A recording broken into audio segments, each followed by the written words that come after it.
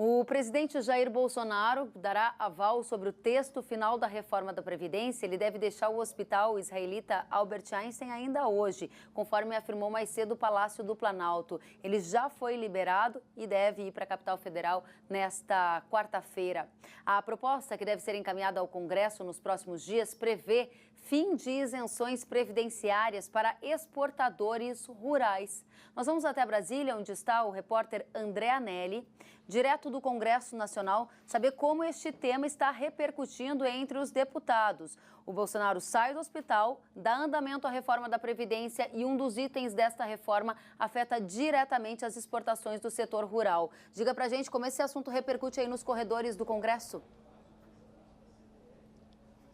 Oi, Kellen, muito boa tarde para você, boa tarde a todos. O assunto caiu como uma bomba aqui no Congresso Nacional. Isso porque após a publicação do jornal Estadão de que o ministro Paulo Guedes pretende dar fim às isenções de contribuições previdenciárias àqueles produtores rurais que fazem exportações, deputados e senadores, parlamentares em geral, começaram a reagir negativamente aqui no Congresso. Um deles é o deputado federal Evair de Mello, do PP do Espírito Santo. Deputado, o senhor fez duras críticas aqui ao ministro Paulo Guedes durante uma audiência que justamente se referia também a Fundo Rural e Crédito. Que críticas são essas? Qual que é a avaliação do senhor? Boa tarde.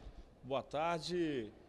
O ministro Paulo Guedes tem se mostrado um total desconhecimento da realidade do setor produtivo brasileiro. Me passa a impressão que ele conhece a agricultura por televisão, por revista e acha que leite dá em caixinha. O desafio da agricultura brasileira é muito maior do que os discursos fáceis que ele tem feito. Nós estamos reclamando muito. O ministro Paulo Guedes precisa de vir ao parlamento, conversar com os deputados, muito mais do que deputados, conversar com os agricultores, e precisa de andar o Brasil para conhecer a nossa dura realidade. Está muito difícil e complicado essa coisa dele ficar todo dia falando uma frase de efeito, dando uma opinião sobre temas que me parece que ele tem uma visão macro da economia, mas não conhece a realidade dos desafios da agricultura brasileira.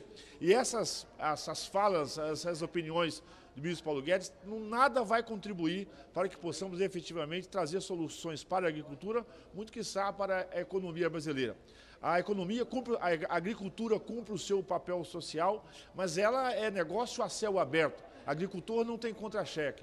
Portanto, tem um papel social daí que tem que ser considerado. A agricultura brasileira não tem um subsídio para fazer lucro, como, por exemplo, a agricultura europeia.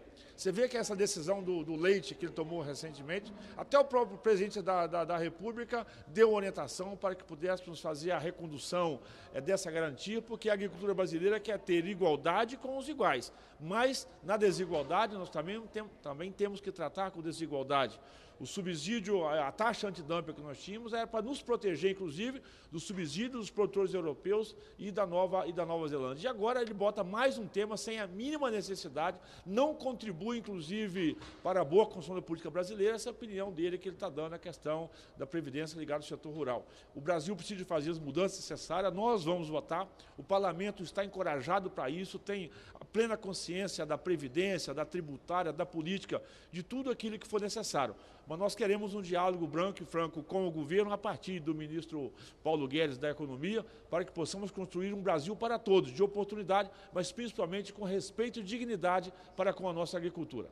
Tá certo, deputado federal Evair de Mello, muito obrigado aqui pela sua participação e contribuição. Só lembrando que essa proposta do ministro Paulo Guedes faz parte do texto da reforma da Previdência, que, como você noticiou, Kellen, com a saída do presidente Jair Bolsonaro do hospital israelita Albert Einstein em São Paulo nesta quarta-feira, o texto da reforma da Previdência deve voltar a andar, a evoluir aqui em Brasília e já vai ser submetido à análise do Congresso Nacional. Só na Câmara dos Deputados são necessários 308 votos para aprovar o texto da reforma da Previdência. Agora, com essa proposta aqui de fim das isenções de contribuições previdenciárias àqueles produtores que exportam, alguns deputados da Frente Parlamentar da Agropecuária prometem dificultar a votação da reforma da Previdência já na Câmara dos Deputados. Kellen.